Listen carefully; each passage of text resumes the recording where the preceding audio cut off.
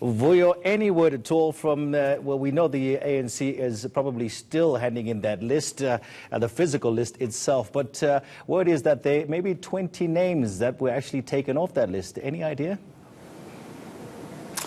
Well, I don't think the number is as high as 20 from what the ANC has, in fact, told us from the conversations we're having with some of the people who are here ready, of course, to submit that list to the IEC. But a short while ago, in fact, the ANC's Secretary General, Ace Makashule, accompanied by a host of other officials, made their way back into the building. We don't know what the rush was about, because earlier on they were quite relaxed in saying everything is under control. But someone who is very familiar with these processes is, in fact, Kate, who is the national spokesperson of the Independent Electoral Commission. Well, you are used to this, parties walking in and out, and then things having been forgotten and people perhaps wanting to amend that. Just take us through what usually happens around this time. Vuyo, is the normal final day. We're less than an hour to go into the closing of the candidate nomination, basically where political parties must submit their list and all other necessary requirements.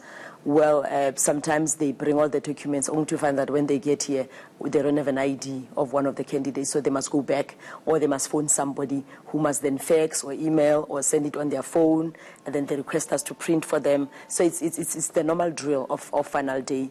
Often you think that everybody has got it all cut out, and the other interesting part is that in 2016, the Electoral Commission introduced an online candidate nomination system. Despite that, you'll still have those manual glitches. I call them manual glitches because somehow they've got to bring papers because something did not process from their end. So basically it's normal for us. That's why this time of the day we're very relaxed, we're very comfortable.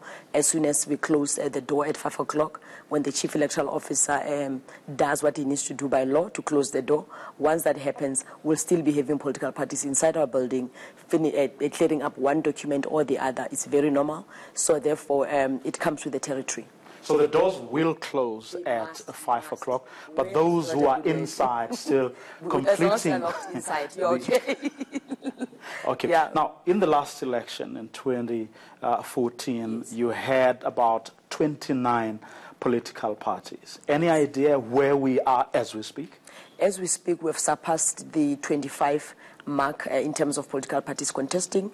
The intention given to the Chief Electoral Officer is about 34 political parties that we expect would contest these elections. So we'll know by today when the door closes at 5 o'clock. But remember, we still have that process of political parties clearing up one or two documents, ensuring that they comply with every aspect of their requirements in terms of contesting these elections. The final day, around the 29th of this month, we'll be knowing exactly who's in, who's out. But as you may be aware that we're already preparing for the signing of the Electoral Code of Conduct on the 20th of March. So already by the end of this week, we'll be having a sense of if there's any serious problems with political parties that have not submitted key documents or whatever. But we've been working since we've opened the online candidate nomination system. And the good part about an online system is that it's real time. If there's any problem with you as a candidate, immediately the system vets you in real time and then comes back to you and say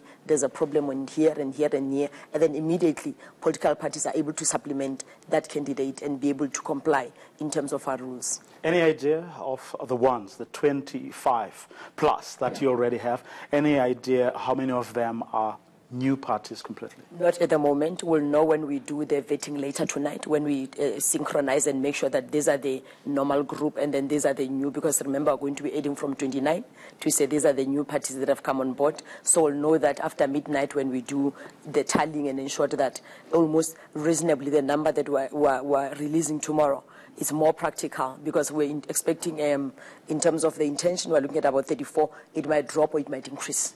So we'll know after midnight today, when of course we know roughly around midnight. Only then we'll start packing our bags to go home. But it's very early now. Well, we will all be here, but let us I know. release you for now so that you can Absolutely. go and complete the job.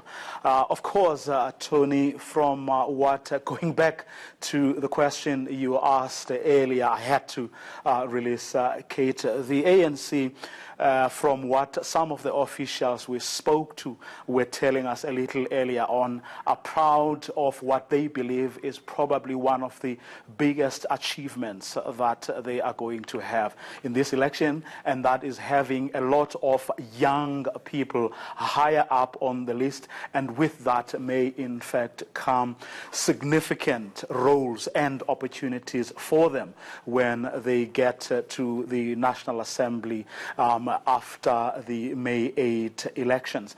Among those people is Ronald Lamola, we are told, who is in the top 10. Another person who is in the top 10 is Fikile Mbalula. But the list itself is, of course, unsurprisingly led by the ANC's president, Cyril Ramaphosa, followed by the deputy president, D.D. Mabuza, as well as Gwede Mandashe, among others. Tony? Now, Vuyo, you've covered many elections, and we're not talking about age here, Vuyo, but have you ever seen such interest in the actual candidate list ever? Great deal of interest, and that's no surprise. I mean, look around.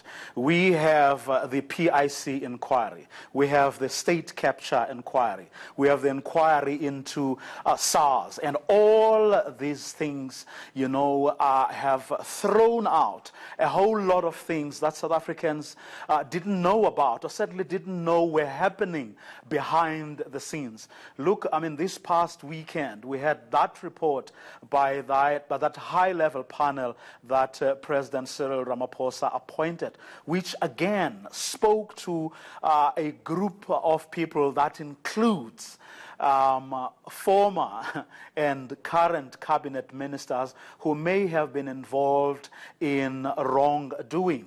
Again, you look at the list that the ANC has, and topping that list are people who have had run-ins with the public protector, who have had run-ins with the highest courts in the land. You also have people whose names have come up at the state capture inquiry, and they have been implicated in very serious misdemeanors. So there has to be a great deal of interest in what the ANC in particular is bringing forward as a group of people who they believe are fit and proper to run our country. What does it mean when the ANC says we are in this Tumamina phase, when the ANC says it is cleaning up, it is going to bring us the caliber of people that we deserve, and not the people who have brought this country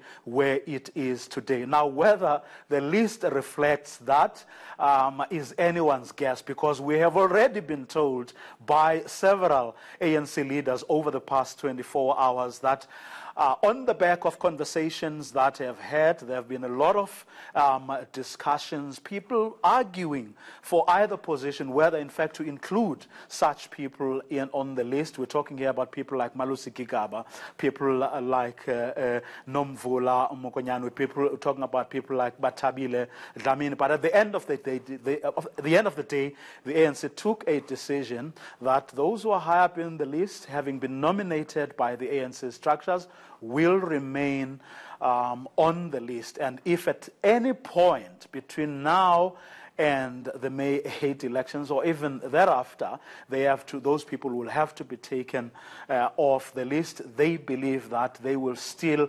exercise that right. But that's really where things are at the moment. That's the key phrase, isn't it? Nominated by the structures. All right, Vuyo Mvoka there, ENC political editor. He's at the IEC in Centurion.